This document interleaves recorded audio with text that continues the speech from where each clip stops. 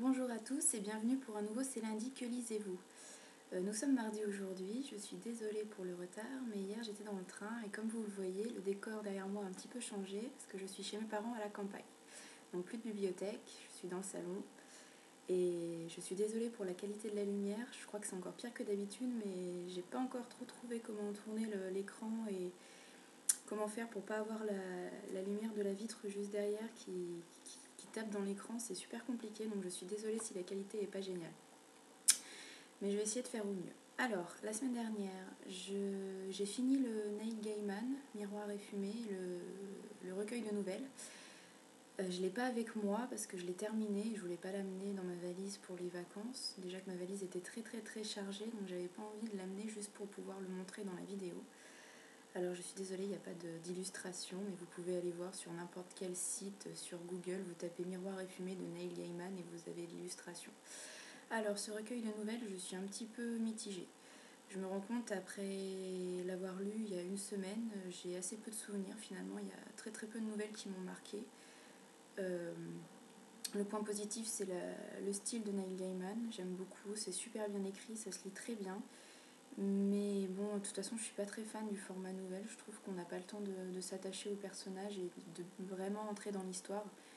D'où mon absence de souvenirs au bout d'une semaine. Bon, j'ai aussi une mémoire de poisson rouge, mais voilà, j'ai pas tellement eu de nouvelles qui m'ont marqué, malheureusement. À part peut-être la dernière, qui est une réécriture de Blanche-Neige du côté de la Reine. Et bon, je vous en dis pas plus, mais franchement, une dizaine de pages, j'ai trouvé ça très sympa et c'est dommage que toutes n'aient pas été à la hauteur de cette dernière nouvelle. Il y a vraiment de tout, c'est très... Toutes les intrigues sont vraiment très différentes.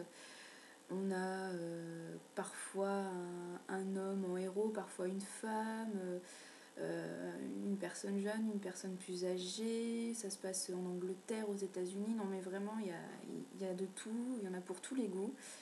Mais je trouve qu'elles sont assez différentes, bon ça c'est sûr, mais aussi au niveau de la qualité, elles n'ont pas toutes la même qualité. Et, bon, c'est assez difficile dans un recueil de nouvelles d'avoir une qualité super élevée tout du long, mais un petit peu mitigée, un petit peu déçue. Voilà, ça c'était la première lecture de la semaine dernière. J'ai lu qu'un deuxième livre la semaine dernière, c'est Belle de glace de Anna Sheehan, publié chez Hachette Jeunesse, Black Moon. Donc pareil, j'ai pas amené le bouquin parce que bon, c'est un petit pavé et j'avais pas envie de me charger. Alors par contre là c'est un coup de cœur, j'ai adoré. Je partais avec des a priori en me disant encore un livre chez Black Moon, je sais pas ce que ça va donner, ça va être jeunesse. Et finalement, j'ai trouvé ça super bien. Il y a juste au début où j'ai eu un petit peu de mal avec le style parce que c'est écrit au passé composé. Et je sais pas pourquoi les traducteurs, ou si ça vient de l'auteur du texte d'origine, mais pourquoi on n'écrit plus au passé simple et à l'imparfait, ça me manque parce que le passé composé, c'est pas... Si, c'est désagréable, je suis désolée, moi je trouve ça désagréable à lire. Bon, une fois qu'on est rentré dans le texte et qu'on a pris l'habitude, ça va, ça passe, mais au début, je butais vraiment sur les phrases. Et c'est dommage parce que l'histoire, l'intrigue, les personnages sont super. Alors pour le petit pitch, c'est l'histoire de Rosalina, donc qui est surnommée Rose, Rosalinda, voilà, qui est surnommée Rose, qui se réveille un petit peu comme la Belle au bois dormant au bout de 62 ans de sommeil. Elle est dans une espèce de tube en hibernation et elle est réveillée au bout de 62 ans par un jeune homme qui l'a trouvée dans son tube dans les sous-sols de la société de son grand-père. Enfin, c'est pas exactement la société de son grand-père, mais son grand-père est haut placé dans la société. Et il se baladait dans les sous-sols et il a trouvé cette espèce de tube et cette jeune fille sous le verre, et donc il la réveille. Et donc Rose se réveille au bout de 62 ans de sommeil et elle se retrouve dans un monde où tous ses proches sont morts. Elle ne connaît plus personne. Évidemment, la société a évolué, donc tous les objets qu'elle connaissait avant ne sont plus les mêmes. Il faut qu'elle s'adapte. C'est très difficile. Et en plus, Rose, c'est quelqu'un de vraiment très réservé, très renfermée sur elle-même.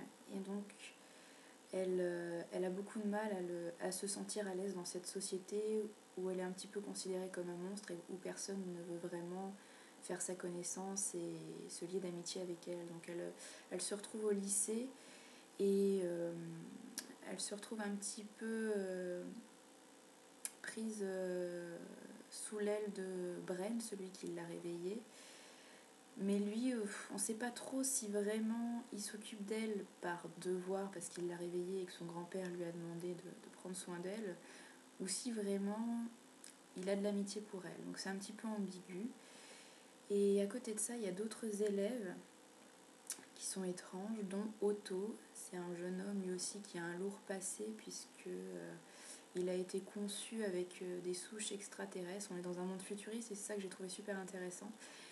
Et donc Otto ne peut pas parler, donc il communique par télépathie. Il touche les gens et il arrive à faire passer les pensées et à lire dans les pensées des autres. Et la première fois qu'il touche Rose, il recule parce qu'il a vu quelque chose dans son esprit qui lui a fait peur. Et donc il refuse de la toucher. Et Rose est très blessée par ça puisqu'elle ne comprend pas ce qui se passe et déjà qu'elle n'a pas beaucoup d'amis.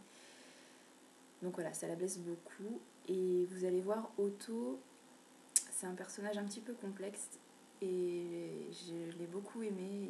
Il mérite qu'on s'attarde un petit peu sur lui. Voilà.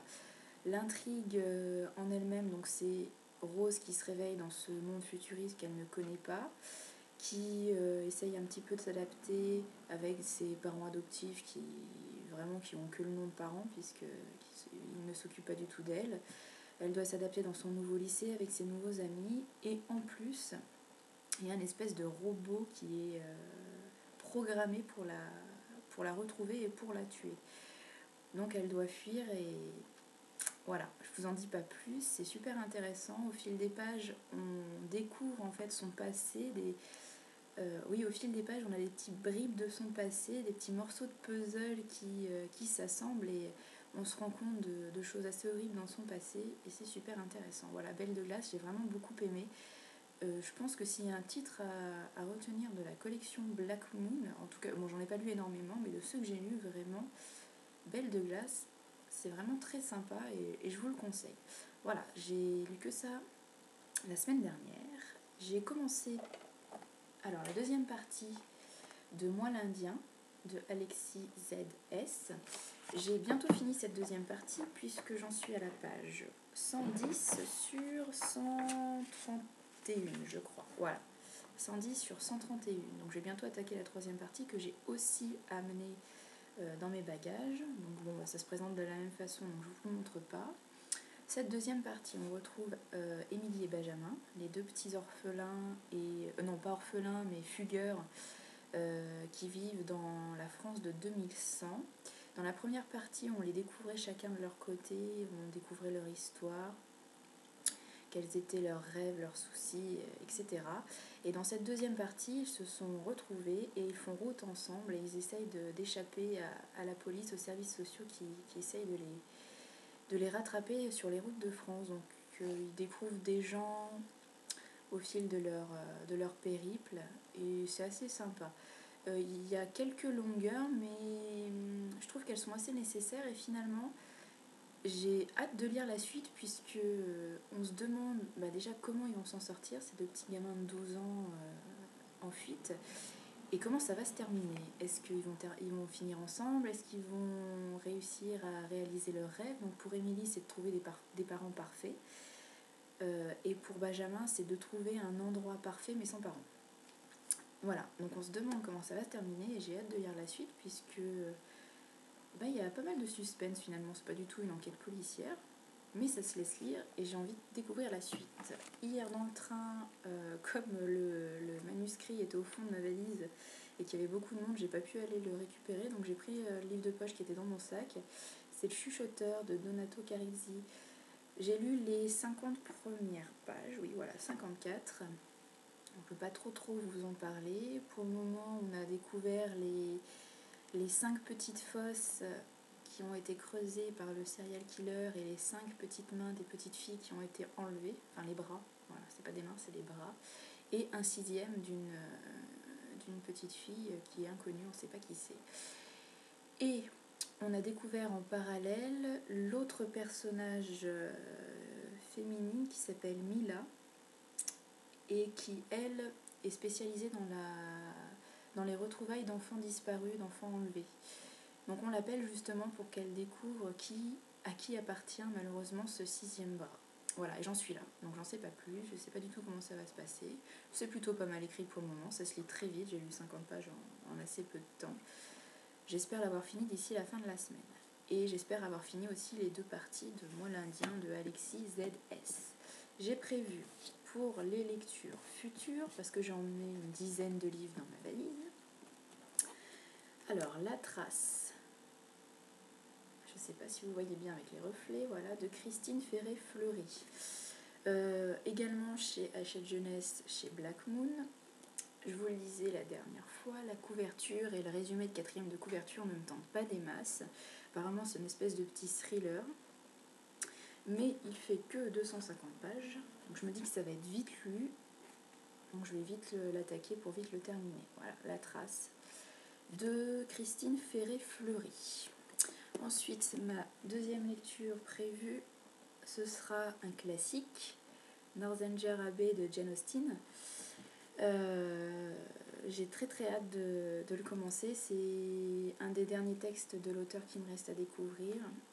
Et j'ai hâte de le lire puisque après j'aurai l'adaptation à regarder dans mon coffret spécial de la FNAC. Je l'ai acheté il y a plusieurs mois et même plus d'1 an et j'ai toujours pas regardé l'adaptation parce que je m'étais dit tu la regarderas quand tu auras lu le bouquin. Donc il est temps. Et là j'ai vraiment envie de me replonger dans un classique et dans l'écriture de Jane Austen. Apparemment il est assez court quand même et puis en le feuilletant tout à l'heure j'ai vu, j'avais pas remarqué mais il y a des petites illustrations en noir et blanc. Voilà, j'espère que ça va me plaire. C'est vrai que quand on a des auteurs comme ça qu'on aime beaucoup, on a toujours peur d'être un petit peu déçu par un de leurs titres. Mais bon, on verra bien. Voilà, c'est les seuls livres que j'ai prévus pour le moment. J'en ai d'autres dans ma valise, mais je suis en vacances, donc même si je vais avoir le temps de lire, bizarrement quand je suis en vacances, j'ai l'impression que je lis moins que quand je suis dans la vie active. Voilà, c'est tout ce que j'ai à dire. Je vous souhaite... Ah si, avant de terminer, je voulais vous prévenir que nous sommes le 10, donc dans 5 jours, ce sera le 15 littéraire, le 6e numéro. J'ai révélé le nom de l'auteur, ce sera René Barjavel. Si vous voulez en savoir un petit peu plus, j'ai fait une vidéo d'introduction il y a 2 jours, dimanche, oui voilà. Donc elle est disponible sur la chaîne YouTube si vous avez envie d'en savoir plus. Et sinon, je vous invite dimanche à passer sur le blog. Si tout va bien, l'article sera en ligne et j'espère que ça vous plaira. Voilà, je vous souhaite une bonne semaine et je vous dis à dimanche pour le 15 littéraire et dans la journée pour une chronique normalement sur le blog si je trouve la motivation. Voilà, bonne semaine et à très bientôt.